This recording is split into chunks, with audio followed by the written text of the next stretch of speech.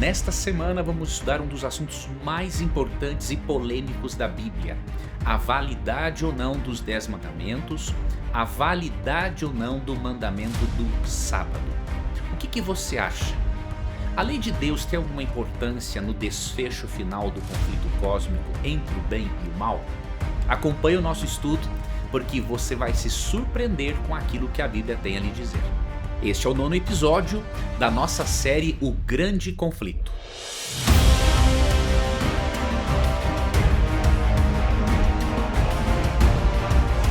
Em sua opinião, o que determina a validade ou não da lei de Deus?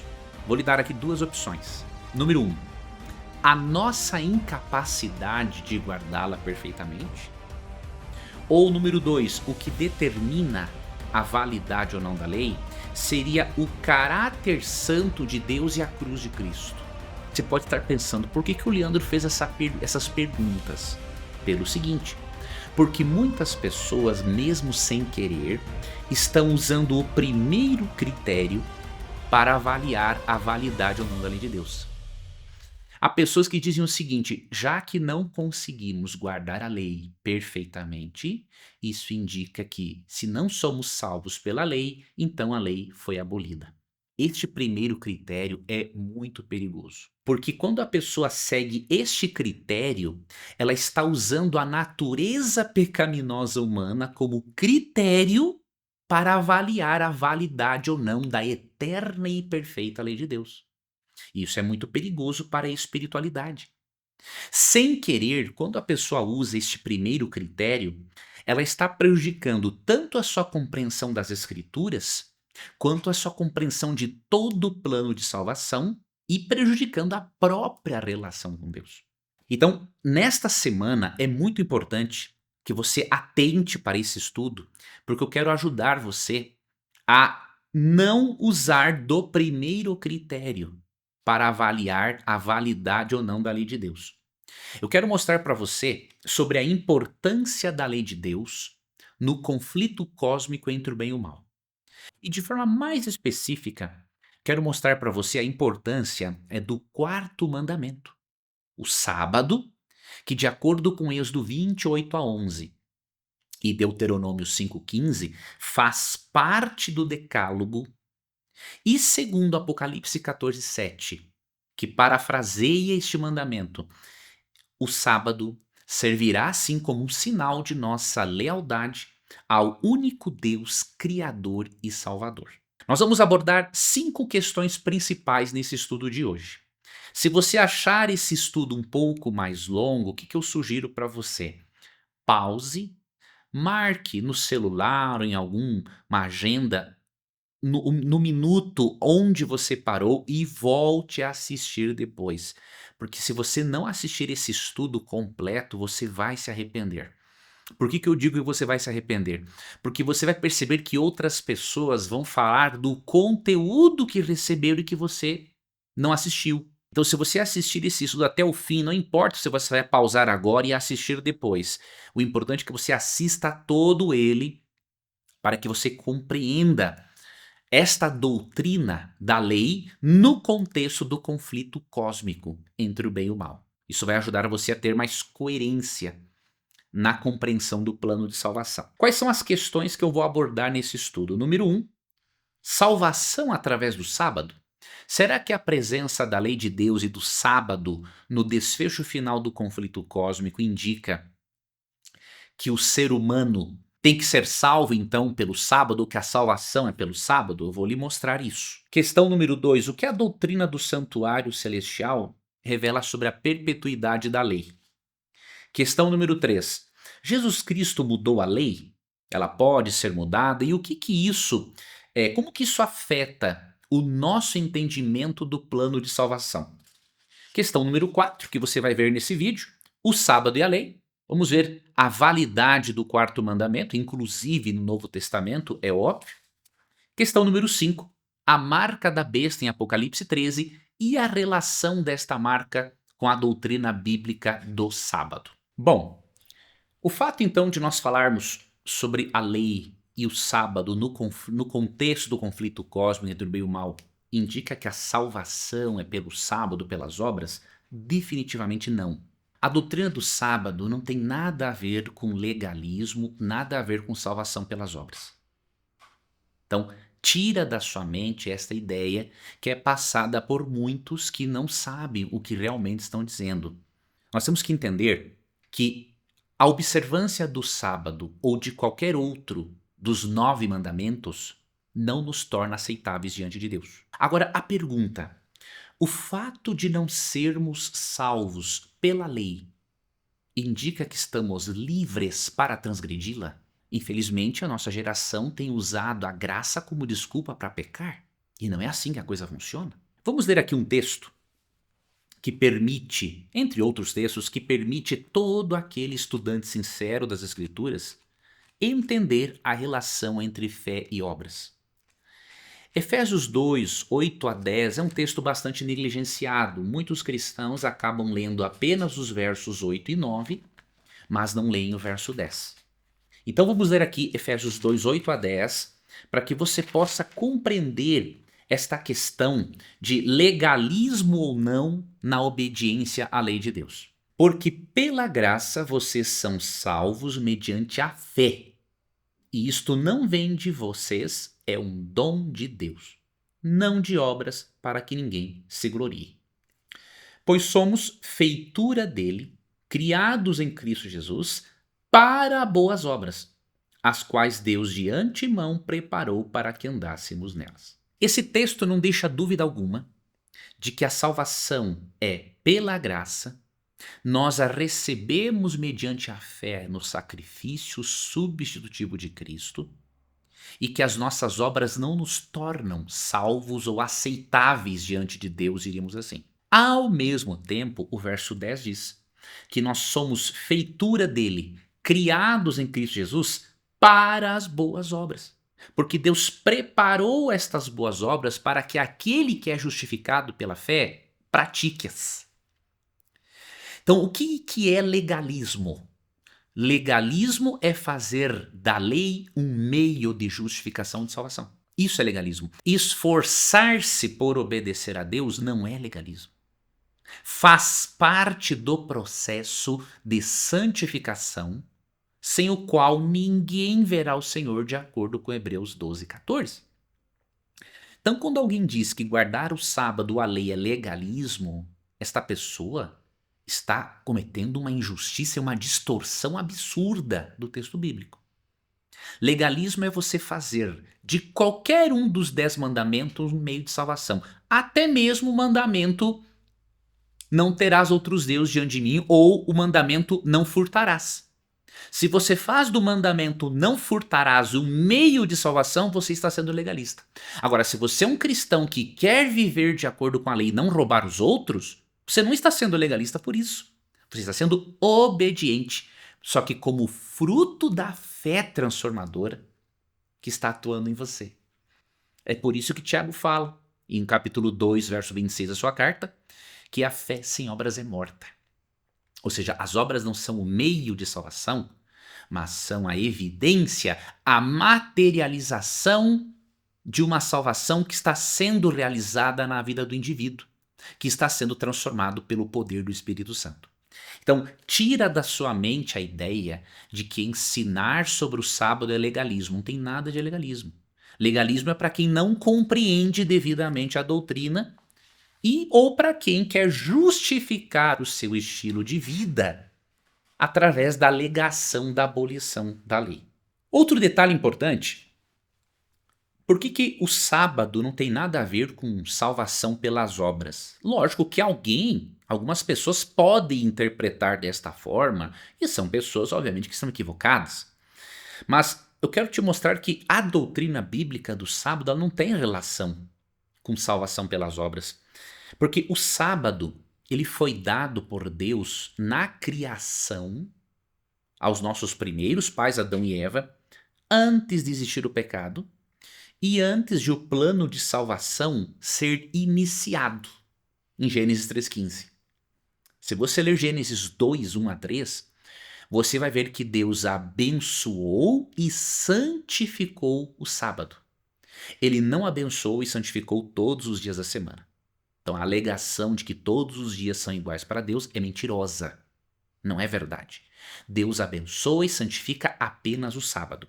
Como isso foi feito antes da existência do pecado e antes de Deus iniciar, diríamos assim, o oferecimento dali, a promessa da salvação em Gênesis 3,15, isso mostra que o sábado é um princípio de adoração que nos acompanha desde o Éden, e se foi dado antes do pecado, ele é um princípio universal. É por isso que em Marcos 2, 27 e 28, e em Mateus 12, 1 a 8, quando Jesus fala sobre a maneira correta de guardar o sábado, ele remete a mente do público para Gênesis 2, 2 e 3. Em Marcos 2, 27 e 28, ele diz assim, que o sábado foi feito por causa do homem e não o homem por causa do sábado. Ele está levando a mente do público para Gênesis 2, 2 a 3. E o termo homem ali não é homem judeu, ali é a humanidade como um todo, porque remete a nossa mente a Gênesis 2, 2 e 3, quando Deus deu o sábado no momento que não existia nenhum judeu sobre a face da terra, apenas Adão e Eva. Então, Cristo está mostrando ali, naquele contexto, que eles não deveriam valorizar mais uma observância do sábado, até mesmo legalista por parte dos fariseus, em detrimento do homem. Porque o sábado foi feito para beneficiar o ser humano. Este é o argumento de Cristo em Marcos 2. Então, se Cristo usa-se dessa linguagem e remete a mente do público a Gênesis 2 e 3, isso mostra que o sábado é um princípio de adoração universal que, juntamente com o casamento, nos acompanha desde o Éden. Então, a doutrina do casamento e a doutrina do sábado são as que nos acompanham desde o Éden, juntamente com a doutrina da salvação, obviamente. Então, essas doutrinas, em especial sábado, casamento, salvação, são heranças que nós recebemos do Éden. Agora, o sábado e o casamento são heranças que recebemos do Éden de um mundo sem pecado. E é por isso que o diabo ataca muito essas duas instituições, porque ele as odeia. Então, fica claro para você que neste ponto, guardar o sábado ou defender a sua observância não tem nada a ver com legalismo. Vamos para o nosso segundo tópico do nosso estudo, que é o que a doutrina do santuário celestial revela sobre a perpetuidade da lei. Bom, um texto-chave, e que eu até mencionei no estudo anterior, é Apocalipse 11, 19. Esse texto fala do santuário de Deus no céu. De acordo com Hebreus 8, 1 e 2, Cristo é o nosso sumo sacerdote no santuário celestial. E aí, Apocalipse 11, 19, nos mostra que há uma relação íntima entre a doutrina do santuário celestial, de onde Cristo intercede por nós, há uma relação íntima entre a doutrina do santuário e a doutrina da lei. E isto prova a validade e a eternidade da lei. Esse argumento aqui de Apocalipse 11, 19 e algumas coisas que eu vou apresentar para você, vão mostrar para você definitivamente que a ideia da abolição da lei é uma heresia. Há muitas pessoas sinceras, filhos de Deus sinceros, que creem nesta heresia. Mas nós precisamos ensinar as pessoas a respeito disso. Haverão outros rebeldes que são mais ativistas ou do que, na verdade, estudiosos da palavra de Deus. Esses têm que ser refutados. Mas vamos aqui ter em mente que grande parte das pessoas que não crê na eternidade da lei são filhos de Deus sinceros, que quando tiverem contato com essa doutrina vão aceitá-la tranquilamente pela influência do Espírito Santo na vida deles. Vamos partir deste pressuposto. Mas veja, em Apocalipse 11, 19, depois que o Senhor Jesus, obviamente, já tinha ressuscitado, já tinha sido entronizado no céu após a sua ascensão, diz o seguinte: abriu-se então o santuário de Deus, que se acha no céu, e foi vista a arca da sua aliança no seu santuário. E sobrevieram relâmpagos, vozes, trovões, terremoto e forte chuva de granizo. Aqui você percebe que foi aberto o santuário de Deus no céu e que o apóstolo João viu a arca da aliança no santuário. E aí, essa linguagem que emprega relâmpago, vozes, trovões, terremoto, aqui representa o juízo de Deus sobre a humanidade, juízo esse que vem do santuário, de onde Cristo se encontra agora como nosso sumo sacerdote. Agora, olha que interessante. A arca que foi vista aqui no céu, ela é a arca original, de onde Moisés fez a cópia. Lembra-se de Êxodo 25, versos 8, 9 e 40? Deus pediu para Moisés construir um santuário terrestre, de acordo com o modelo que Deus mostrou para ele em visão. E no lugar santíssimo do santuário, no segundo compartimento, estava a Arca da Aliança. E dentro da Arca da Aliança tinham o quê? Os 10 mandamentos. A tampa que cobria a arca, chamada de propiciatório, representa o trono de Deus. Então a base desse governo de Deus é a sua lei. E aí é dito que quando a arca foi vista no céu, quando o texto diz que a arca foi vista no céu, isso significa que a lei de Deus é eterna, assim como é eterno o próprio trono de Deus. A lei de Deus é a base do seu governo. Se a arca foi vista no céu, não tem como abolir a lei dos 10 mandamentos. Porque a arca original e a lei original ainda se encontram lá. Aqui tem um argumento, né, de Tiago White, de 1856, muito interessante. Ele argumenta o seguinte, que o concerto em Apocalipse 11:19, né, a arca do concerto, é uma referência aos 10 mandamentos. Se você ler, por exemplo, Êxodo 25:16, Êxodo 30, verso 6, 31:18, 32:15-16, você vê que esta é uma referência aos mandamentos, porque os mandamentos estavam dentro da arca. Aí ele argumenta o seguinte, se a arca vista por João estivesse vazia, nunca poderia ser chamada de Arca do Concerto. Então o próprio fato de João chamar aquela arca no lugar santíssimo, que continha os 10 mandamentos, de Arca do Concerto, demonstra que ela não está vazia. Então assim como a arca, dentro do lugar santíssimo no santuário terrestre, continha a lei dos 10 mandamentos, a arca da aliança no céu contém os 10 princípios morais originais que são a base do governo de Deus e que originaram os 10 mandamentos, na linguagem humana. Ok? Então João não viu uma arca vazia. Ele viu uma arca. E ao ser chamada de arca da aliança, quer dizer que há algo dentro dela. Os 10 princípios morais e espirituais que geraram os 10 mandamentos. Uriah Smith, em 1854, argumentou o seguinte: o homem pode afirmar que a lei de Deus foi abolida, mas veja o quão distante isso está da verdade, quando vemos que ela ocupa o lugar de maior destaque no céu. E ele está certíssimo.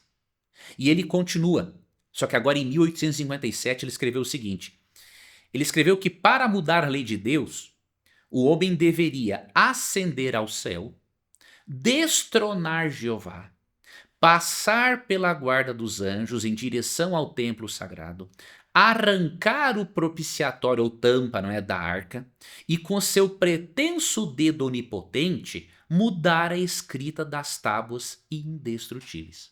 Eu lhe pergunto, é possível um ser humano fazer isso? Enquanto nenhum ser humano for possível, enquanto não for possível a nenhum ser humano ascender ao céu, destronar Jeová, passar pela guarda dos anjos, arrancar a tampa da arca, o propiciatório, e mudar a lei de Deus, a lei de Deus não pode ser abolida, por mais que se argumente em favor desta heresia. João viu a arca do concerto. Se esta arca existe, os mandamentos, os princípios originais que deram origem aos mandamentos existem, e se isto foi visto no céu após a cruz, isso prova que a cruz de Cristo não aboliu a lei. E não tem conversa. Pode-se argumentar o que quiser, não tem lógica argumentar o contrário. E aí você pergunta por quê? Qual é a importância, Leandro, de você defender a eternidade da lei? Veja, queridos, aqui não tem nada de legalismo, como eu já mostrei para você antes. Aqui tem a ver com coerência e lógica. Coerência e lógica. Por quê? A eternidade da lei, ela dá coerência e lógica à existência da rebelião de Satanás contra Deus e à doutrina da justificação pela fé. Grava isso aqui. A eternidade da lei dá coerência e lógica à existência da rebelião de Satanás contra Deus e dá coerência e lógica à doutrina da justificação pela fé. Vou lhe mostrar isso agora. Primeiro, por que dá coerência e lógica à doutrina da rebelião de Satanás contra Deus? Por que dá lógica e coerência à doutrina do conflito cósmico? Pelo seguinte, em Ezequiel 28:15, quando temos aquela descrição, aquela profecia com dupla aplicação, sendo que uma das aplicações, a segunda, é a Satanás, ali tem o termo iniquidade. Diz que se achou iniquidade no querubim, em Lúcifer. A palavra iniquidade, aqui, óbvio, aparece no hebraico, mas o equivalente grego é anomian. Anomian tem a ver com ser contra a nomos, contra a lei. Então, para Satanás ser chamado de iníquo, ou para ser encontrada iniquidade nele, ele foi contra a lei de Deus. E o verso 15 de Ezequiel 28 tem outra expressão, pecaste. E uma das definições de pecado, em 1 João 3,4, é transgressão da lei. Então veja, se a lei de Deus não for eterna, como eterno é o próprio Deus, nós não podemos justificar a existência de iniquidade e de pecado na postura rebelde de Lúcifer. Então, quando Lúcifer se rebela contra Deus e contra a sua autoridade, ele está se rebelando contra a lei de Deus. Então você percebe? A eternidade da lei dá lógica e coerência à existência da rebelião de Satanás contra Deus. Além disso, a perpetuidade, a eternidade da lei dá lógica à doutrina da justificação pela fé. Por quê? Eu só posso ser justificado pela fé em Cristo porque ele pagou a dívida que eu tinha para com uma lei que é eterna. Queridos, se a lei pudesse ser mudada, primeiro João não teria visto a Arca da Aliança no céu, em Apocalipse 1:19. Segundo, se a lei pudesse ser mudada, Deus faria esse ajuste na lei e Cristo nem precisaria ter morrido na cruz para nos salvar. Você percebe? Aqui eu tenho uma citação da Bíblia de Estudo Plenitude, tá? É uma Bíblia protestante e eu quero que você preste atenção. Eles não ensinam, óbvio, a observância do sábado, que eu vou apresentar aqui logo mais, mas eles estão em total acordo conosco de que a lei não pode ser abolida, porque senão todo o plano de salvação perde a sua lógica. Veja o que diz a Bíblia de Estudo Plenitude quando comenta sobre Romanos 3,31, onde Paulo diz: anulamos a lei pela fé? Não, de maneira nenhuma. Antes, confirmamos a lei. Eles escreveram o seguinte, leia comigo. As leis morais de Deus não são abolidas pelo Evangelho de Cristo.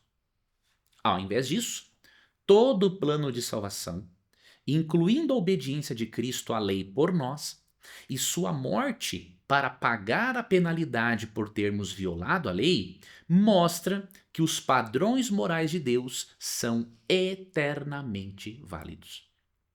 Esse comentário é mais claro que o sol ao meio-dia e muito esclarecedor quanto à perpetuidade da lei e a importância disso para a lógica, né? Para a coerência do plano de salvação. Se Cristo morreu para pagar por nossos pecados, por termos violado a lei, isso mostra que os padrões de Deus são morais, são eternamente válidos. Não podem ser mudados. Se isso fosse possível, ele faria esse ajuste e nem precisaria ter morrido na cruz. Então, tenha isso em mente. Lei e graça estão de mãos dadas, assim como justiça e misericórdia.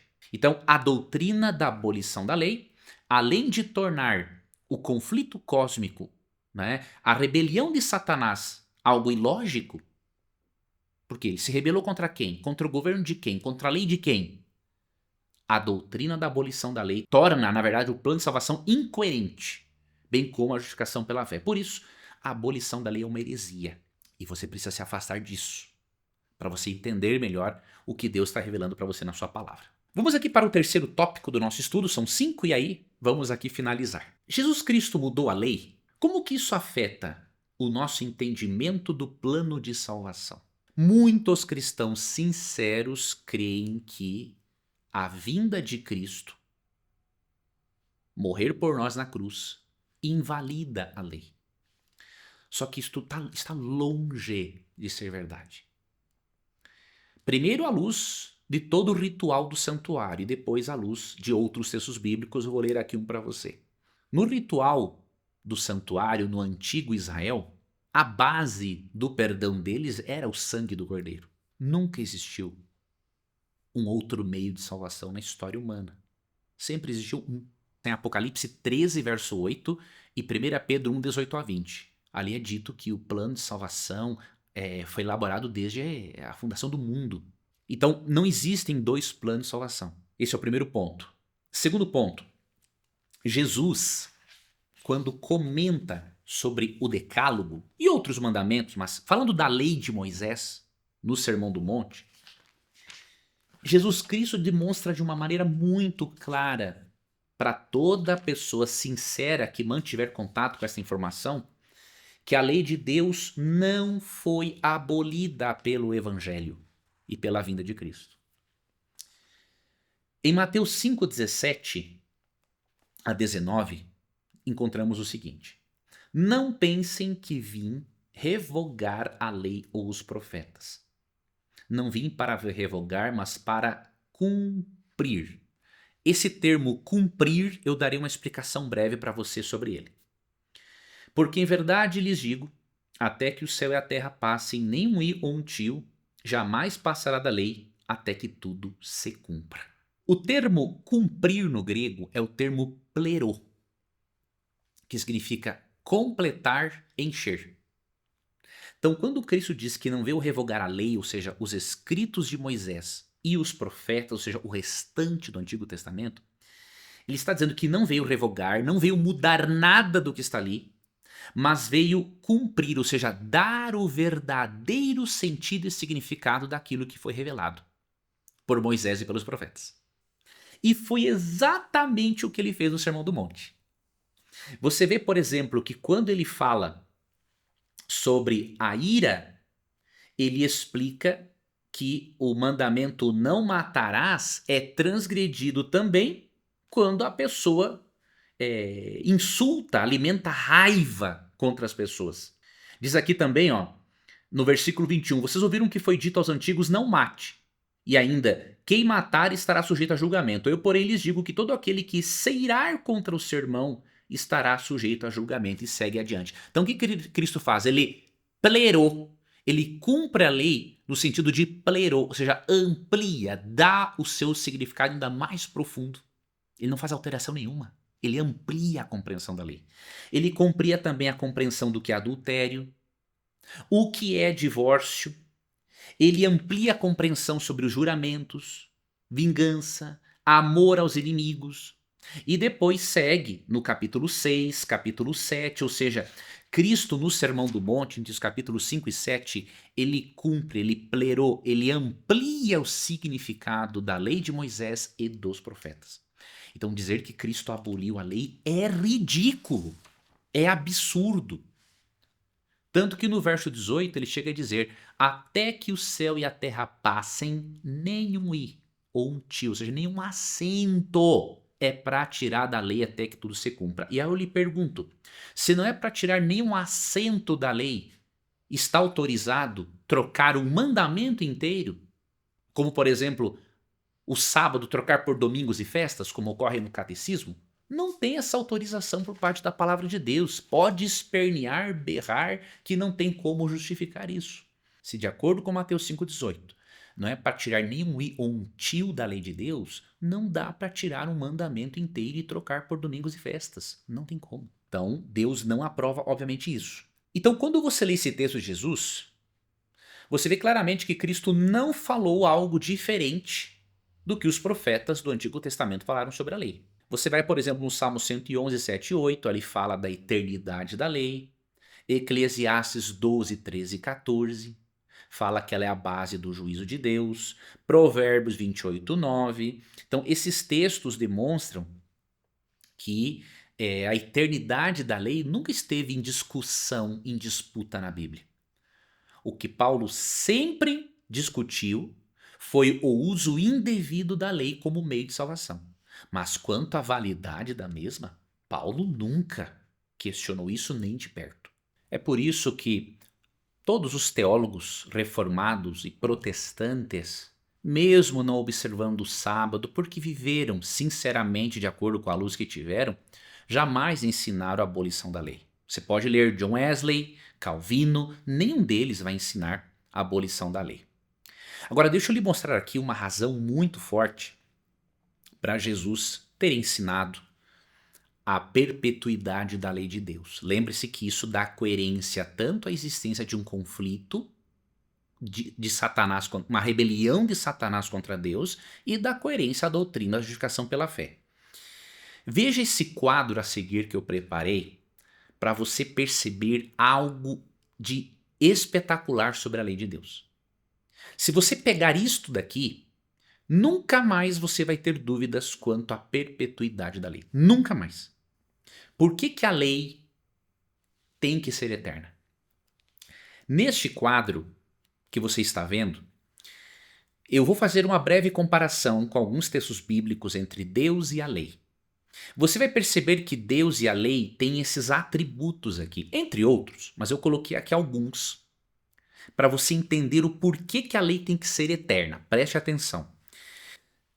Por exemplo, a Bíblia diz que tanto Deus quanto a lei, há também, obviamente, o Espírito Santo, Jesus. Eu estou aqui só fazendo uma comparação entre Deus e a lei, tá? Por exemplo, Êxodo 34, 6 diz que Deus é a verdade. Por sua vez, o Salmo 119, 142 diz que a lei também é verdade. Percebe? Outra coisa, em Êxodo 34, 7 é dito que Deus condena o pecado.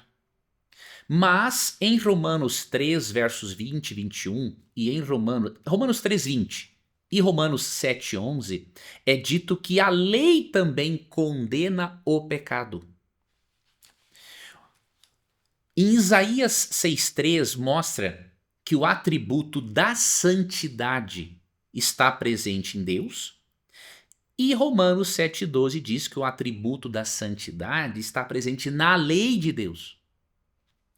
No Salmo 25,8 diz que justiça e bondade fazem parte da natureza de Deus e justiça e bondade fazem parte da lei, de acordo com Romanos 7,12. Em Isaías 40, 28 é dito que a eternidade é um atributo de Deus, e Jesus em Mateus 5,17 mostra que a eternidade também é um atributo da lei de Moisés, de forma especial ao aspecto moral que é resumido ali nos 10 mandamentos. Então o que você percebe neste quadro?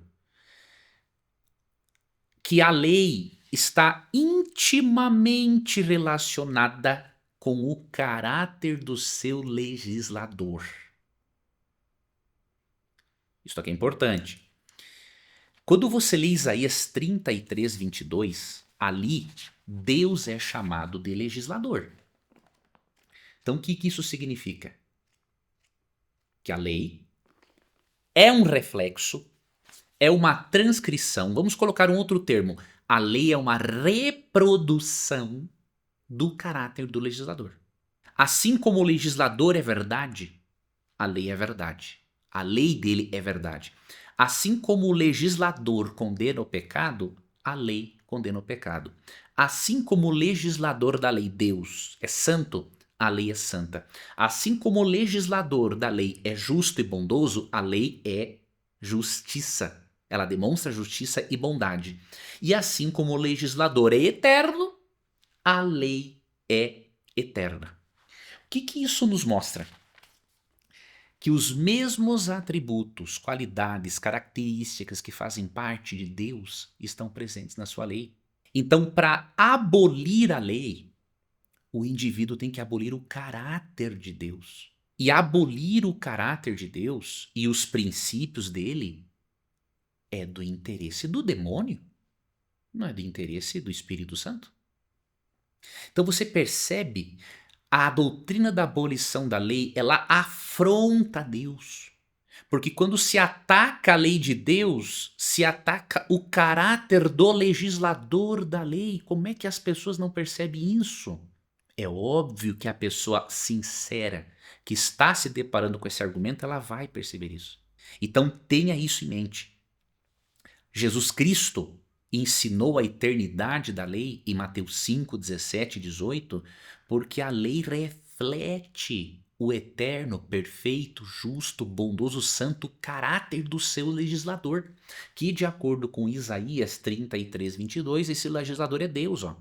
Porque o Senhor é o nosso juiz, o Senhor é o nosso legislador, o Senhor é nosso rei, ele nos salvará. Você percebe que não há contradição entre Deus e sua lei, entre a lei e a salvação, porque é dito que Deus é o nosso juiz, é nosso legislador, ele é o criador da lei, ele é nosso rei e também é o nosso salvador. Não há contradição. Então tenha cuidado com essas doutrinas que, por mais que sejam ensinadas por cristãos sinceros, estão longe da verdade bíblica. Além disso, a lei, ela é uma demonstração do amor de Deus. A lei nos ensina, mais especificamente o Decálogo, nos mostra como nós amamos a Deus e como amamos ao próximo. Os 4 primeiros mandamentos, a primeira tábua, né, da lei, nos ensinam como nos relacionarmos com Deus. A segunda tábua da lei, como nos relacionarmos com o próximo. Por isso que Jesus resumiu a lei em 2 grandes mandamentos e Paulo resumiu em 1. Jesus resumiu a lei em 2 grandes mandamentos em Mateus 22, 34 a 40. E Paulo resumiu a lei em 1, que é o amor, em Romanos 3, 8 a 10. Jesus resume em amar a Deus acima de todas as coisas e o próximo como a si mesmo. E Paulo resume em amar ao próximo como a si mesmo. Por quê? O resumo da lei é uma prova de que ela é válida. Alguns cristãos pensam que o resumo da lei abole a lei. Que coisa mais absurda. Se eu resumir um livro, quer dizer então que o resto do livro não vale mais nada? É uma porcaria? Não é lógico isso. Eu resumo para tirar o que é essencial, mas o restante continua sendo importante. Então o resumo da lei não é para abolir a lei. É simplesmente para sintetizar aquilo que há de mais importante, que é o amor. O amor é a base do trono de Deus, é a essência do próprio Deus e é refletido nos 10 mandamentos. Então ensinar que os 10 mandamentos foram abolidos é uma tentativa inútil de tentar abolir o próprio amor de Deus, que é manifesto de 10 maneiras diferentes nos 10 mandamentos. Agora vamos para um outro tópico muito importante, que é o sábado e a lei. Eu sei que esse assunto é bem polêmico no meio cristão, mas ele precisa ser ensinado da forma correta. Você já viu até o momento que a lei é eterna por ser uma reprodução do caráter e da eternidade do próprio legislador da lei, que é Deus, e você viu que o próprio Cristo reconheceu isso. Obviamente que se o sábado, que eu já mencionei antes, foi dado no Éden, antes de existir o pecado. Então isso já mostra que o sábado não é um aspecto cerimonial da lei. Existem sim festas cerimoniais chamadas de sábados em Levítico 23. Só que em Levítico 23, você vê uma clara distinção entre o sábado semanal do quarto mandamento e as festividades religiosas cerimoniais que se originaram a partir do sábado. Não dá para dizer que o sábado é cerimonial, porque há essa distinção clara em Levítico 23 e porque o sábado foi dado para Adão e Eva, no jardim do Éden. Deus abençoou e santificou o sétimo dia, cujo nome é sábado, de acordo com a Bíblia. Não tem como discutir isso. Então ele é um aspecto moral. Como ele está no Decálogo, mais especificamente, é o quarto mandamento da lei de Deus que nos ensina como nos relacionarmos e adorarmos a Deus por mais tempo do que em relação aos demais dias da semana, o sábado não pode ser uma lei destinada apenas a Israel. Para ser destinado apenas a Israel, o sábado não deveria ter sido dado por Deus no Éden. Quando Deus abençoa e santifica o sétimo dia esse que é chamado de quarto mandamento em Êxodo 20, de sábado no quarto mandamento em Êxodo 28 a 11, Deus deu a lei para Adão e Eva, nossos primeiros pais, os representantes da humanidade. Então, óbvio, o sábado não foi dado apenas a Israel, mas foi dado no momento da história para Israel. Por quê? Como a humanidade perdeu a verdadeira adoração a Deus, os pagãos criaram diversos ídolos, se afastaram totalmente de Deus por séculos e séculos, milênios, diríamos assim, o sábado também se perdeu. Então, quando Deus dá o sábado a Israel, não foi só para Israel. Ele deu para Israel porque ele não poderia dar o sábado para os amalequitas, por exemplo, para os jebuseus, para os cananeus, que amaldiçoavam o planeta com a presença deles. Então, como Deus vai dar o sábado ou qualquer outro dos 9 mandamentos para esses povos? Não tem lógica. Então é lógico, ele deu o sábado para Israel, mas não foi só para Israel. Israel deveria transmitir esses mandamentos, incluindo o sábado, até mesmo para os gentios.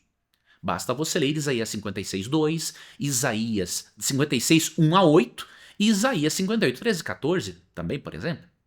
Então, o sábado foi dado antes a Adão e Eva, depois também para Israel, mas não só para Israel, porque Israel deveria transmitir a verdadeira adoração e o dia de guarda, que é o sinal da verdadeira adoração, transmitir isso aos povos pagãos. Eu quero deixar aqui para você na tela alguns textos que mostram claramente uma relação íntima entre essas doutrinas aqui. Você tem que prestar atenção nisso, porque isso vai te ajudar também a entender a lição dessa semana. E se você for um professor de escola sabatina, vai lhe ajudar a explicar melhor esta lição, tá? Ou professora.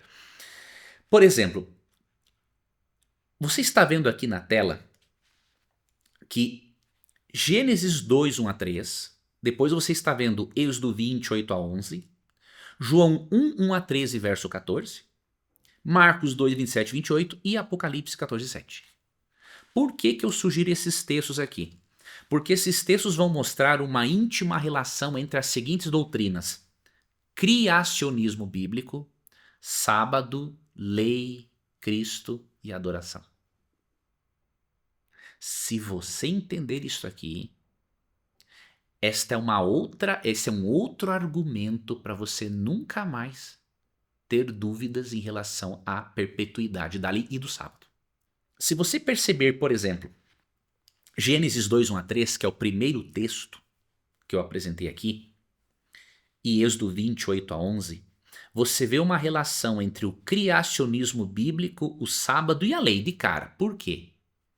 Porque o sábado foi abençoado e santificado em Gênesis 2, 1 a 3, como um memorial do Deus Criador. É por isso que em Êxodo 20, no verso 11, é dada a razão para o povo de Deus lembrar do sábado que havia sido esquecido quando eles eram escravos no Egito. Diz assim, porque em 6 dias fez o Senhor os céus, a terra, o mar e tudo que neles há, e ao 7º dia descansou. Por isso o Senhor abençoou o dia de sábado e o santificou. Então, o sábado é um memorial semanal, é um lembrete semanal de que existe um Deus verdadeiro, digno de adoração. Então olha aqui a relação entre criacionismo bíblico, sábado e lei. E qual é a relação com Cristo? Total. Você está vendo aqui o outro texto que eu indiquei na sequência, João 1:3, com verso 14? João 1:3 diz que Cristo era o verbo, o agente ativo da criação. Diz que o verbo estava com Deus, o verbo era Deus e todas as coisas foram feitas por intermédio dele, e sem ele nada do que foi feito se fez. Ou seja, Cristo é o Criador de tudo e de todos, de todas as formas de vida. Cristo é o Criador do mandamento do sábado como memorial do seu poder criador. E, portanto, o sábado tem uma íntima relação com Cristo, porque nos lembra que o Deus do Antigo Testamento, que criou todas as coisas, é composto, a divindade é composta de Deus Pai, Jesus Cristo, o Verbo divino, e o Espírito Santo, de acordo com Gênesis 1:2. Então, olha a relação. Criacionismo bíblico, sábado, lei, Cristo, e o que mais? Adoração. Isso aqui é muito importante. Apocalipse 14:7 apresenta um dos últimos convites e advertências de Deus à humanidade, pouco antes da volta de Cristo. E aqui nesse texto, você vai perceber que, em face da iminência do juízo e da volta de Jesus, devemos fazer isto aqui, ó, Apocalipse 14:7. Vou ler a partir do verso 6. Vi outro anjo voando pelo meio do céu, tendo um evangelho eterno, para pregar aos que habitam na terra, e a cada nação, tribo, língua e povo, dizendo com voz forte: temam a Deus e deem glória a ele, pois é chegada a hora em que ele vai julgar. E, como parte do preparo para esse juízo, adorem aquele que fez o céu, a terra, o mar e as fontes das águas. Se você comparar estas palavras de Apocalipse 14:7 com Êxodo 20:11, onde é dada a razão para guardar o sábado, você vai ver que João está parafraseando o quarto mandamento. Então, no contexto da pregação do evangelho eterno, que é a salvação por meio do sangue do Cordeiro Jesus, há uma advertência, há um convite para que, já que a hora do juízo é chegada, que adoremos aquele que fez o céu, a terra, o mar e as fontes das águas. Ou seja, em Apocalipse 14:7 há um convite para que aquele que aceita Jesus como Salvador o aceite também como Senhor, Criador, digno da sua adoração. E como que expressamos esta verdade nas nossas vidas? Observando o dia de sábado. Observando o quarto mandamento. Então aqui, em Apocalipse 14:7, há uma paráfrase de Êxodo 20:11, e aqui nos convida para que, ao aceitarmos o evangelho eterno da salvação unicamente por meio de Cristo, lembremos também do dia que ele abençoou e santificou na criação como memorial do seu poder criador.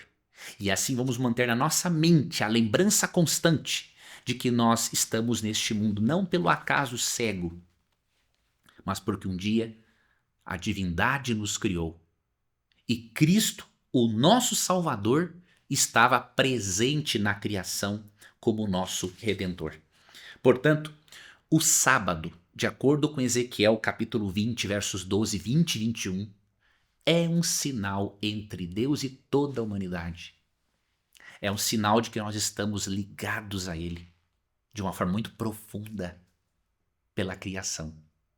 Não é um sinal só entre Deus e Israel. Se você ler Ezequiel capítulo 20, versos 12, 20 e 21, você vê que ali há a expressão homem, ser humano, sendo usada no contexto. Mesmo que Deus esteja falando com os israelitas, é para toda a humanidade.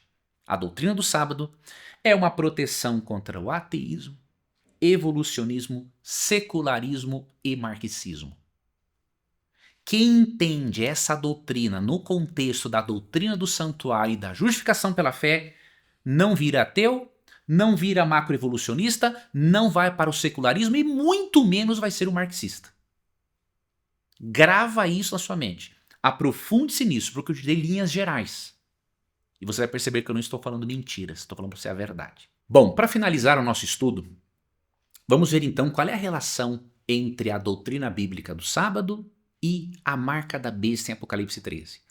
Eu vou apresentar para você agora um estudo também com certos detalhes, mas mais detalhes ainda nós vamos abordar sobre a marca da besta e o selo de Deus no episódio de número 11 da nossa série sobre o grande conflito. Estamos no episódio 9, no 10 vamos abordar algo sobre o espiritismo, espiritualismo e no 11 voltamos a tratar deste assunto, quando nós vamos identificar à luz da Bíblia quem são as duas bestas de Apocalipse 11, ou dois animais selvagens. Ali, eles significam um poder religioso e um poder político que atuarão em conjunto para boicotar economicamente e perseguir os filhos de Deus. Eu quero mostrar para você que no desfecho final do conflito cósmico entre o bem e o mal, a lei de Deus e mais especificamente o sábado estarão em questão, farão parte dessa disputa. Isso é importante você entender, porque aí você vai compreender que há uma lógica maior por trás do conflito cósmico entre o bem e o mal. Vamos ler aqui alguns versos, tanto em Apocalipse 12 quanto em Apocalipse 13 e 14, tá? É importante que você leia esses versos para você perceber a lógica do que eu vou apresentar para você. Eu vou deixar aqui os textos na tela, tá bom? Mas vamos ler aqui Apocalipse 12. Vamos ler, na verdade, o verso 17, Apocalipse 12, 17, 13, verso 7, 14, verso 7 e 12, verso 12, tá bom? Apocalipse 12, 17 diz assim: O dragão ficou irado com a mulher e foi travar guerra com o restante da descendência dela, ou seja, os que guardam os mandamentos de Deus e têm o testemunho de Jesus.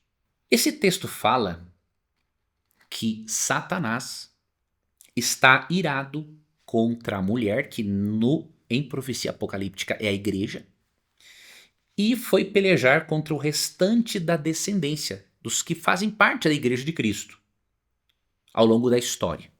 Os que guardam os mandamentos de Deus e têm o testemunho de Jesus. Então, ao longo da história, Satanás sempre esteve irado contra Deus e contra aqueles que amam a Deus e que querem observar a sua palavra e os seus mandamentos. Então, esse primeiro texto é importante. Agora eu quero que você tenha esse texto em mente, junto com os que eu vou ler agora, para você ver a relação temática para nós chegarmos à conclusão que eu quero lhe apresentar.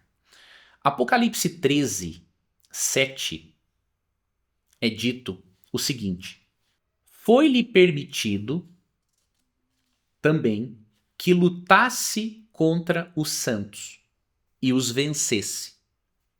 Foi-lhe dada ainda autoridade sobre cada tribo, povo, língua e nação. Então aqui revela-se que um poder representado por uma besta que emerge do mar perseguiria os cristãos ao longo da história. Este poder foi Roma imperial e Roma papal, especialmente no período medieval, ok? E aqui até menciona-se o tempo e tudo mais de perseguição, que eu não vou ler agora, vamos estudar isso na lição de número 11. Agora, capítulo 14, verso 7.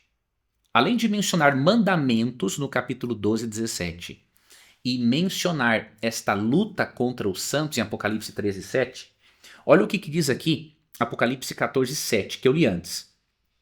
Temam a Deus e deem glória a Ele, pois é chegada a hora em que Ele vai julgar. E adorem aquele que fez o céu, a terra, o mar e as fontes das águas. Lembra que eu falei antes que aqui João está parafraseando o quarto mandamento? Em Êxodo 20, 11 é dada a razão para guardar o sábado, porque em 6 dias fez o Senhor o céu, a terra, o mar e as fontes das águas. Ok? Então há uma paráfrase. Então você percebe, capítulo 12 e 17, mandamentos, 13 verso 7, perseguição a quem quer obedecer esses mandamentos. E Apocalipse 14:7 há uma paráfrase ao quarto mandamento, que é o sábado. E aí no verso 12, isso aqui é importantíssimo, mostra a característica dos cristãos que serão perseguidos pelas bestas do Apocalipse 13, pouco antes da volta de Cristo. Verso 12. Aqui está a perseverança dos santos, os que guardam os mandamentos de Deus e a fé em Jesus. Vamos ligar estas informações aqui. Em primeiro lugar, Apocalipse 12:17 diz que Satanás está irado contra os descendentes da mulher, contra os cristãos que guardam os mandamentos de Deus, têm a fé em Jesus. Interessante que este poder perseguidor e que mudaria a lei de Deus foi apresentado por Daniel em Daniel 7:25. Lá diz que um poder representado por um chifre pequeno, que é a mesma besta que emerge do mar em Apocalipse 13, mudaria os tempos e a lei. Olha só, a relação entre mandamentos, povo de Deus, perseguição. E aí você vai para o capítulo 14:7, há uma paráfrase ao quarto mandamento, o sábado. E aí no verso 12 do capítulo 14, mencionam-se que os santos, os crentes, serão perseverantes e guardarão os mandamentos de Deus e a fé em Jesus. O que isso nos mostra? O tema-chave de Apocalipse 12:13 é adoração e obediência. Grava isso aqui. Adoração e obediência. Se você quer ter isso mais claro ainda, leia Apocalipse 12:13 e sublinha na sua Bíblia todas as vezes que aparecerem as palavras adoração, adorar, marca, tudo relacionado à adoração e marca, sublinha essas palavras na sua Bíblia, em Apocalipse 12:13. E aí você vai ver, vai chegar a essa conclusão inevitável. O desfecho final do conflito cósmico é adoração e obediência. Aquele que foi justificado pela fé em Cristo vai demonstrar que está num processo de santificação de acordo com a sua disposição em adorar ou obedecer a Deus ou ao poder representado pela besta, no Apocalipse 13. O que isso significa? Que existe uma íntima relação entre graça, lei, obediência, sábado e adoração. Grava isso aqui. Há uma íntima relação entre graça, lei, obediência, sábado e adoração. É isto que dá sentido às 3 mensagens angélicas ou 3 últimos recados de Deus à humanidade em Apocalipse 14, 6-12.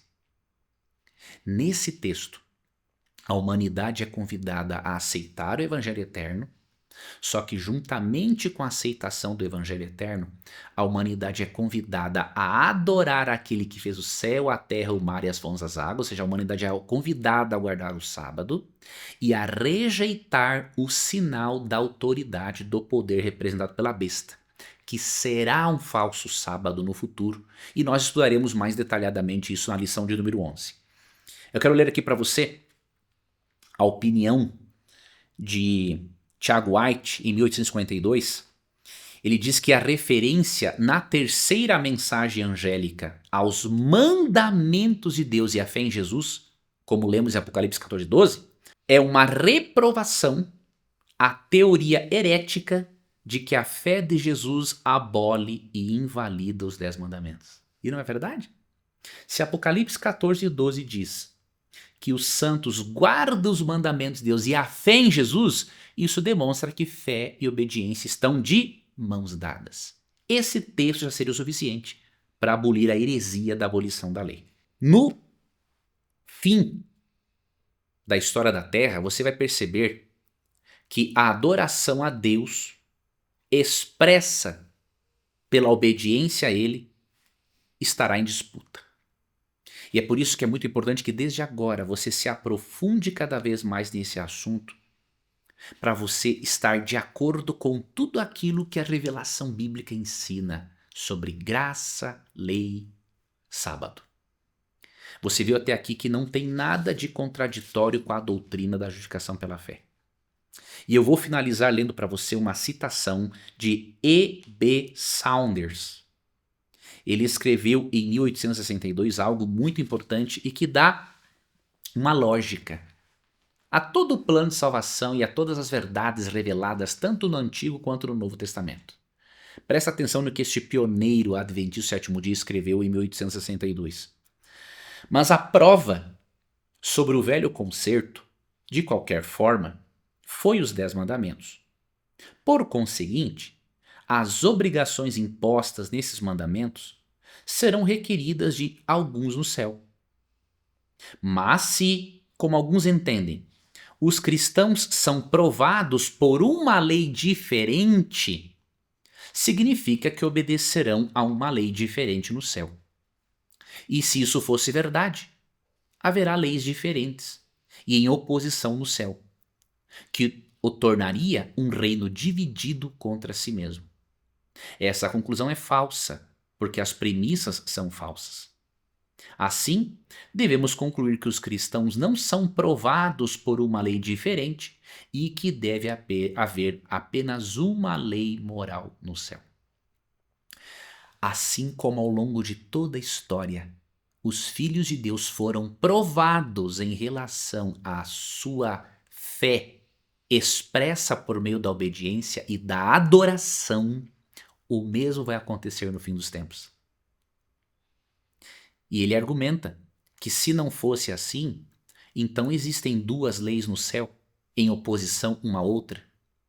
Então aqueles que guardaram o Antigo Testamento estarão no céu por obediência a uma lei, enquanto os que estarão no céu sobre o Novo Testamento estarão lá por causa da obediência a outra lei. Então há 2 leis em oposição no céu, e isso significa que o céu será um reino dividido. Isso é um absurdo.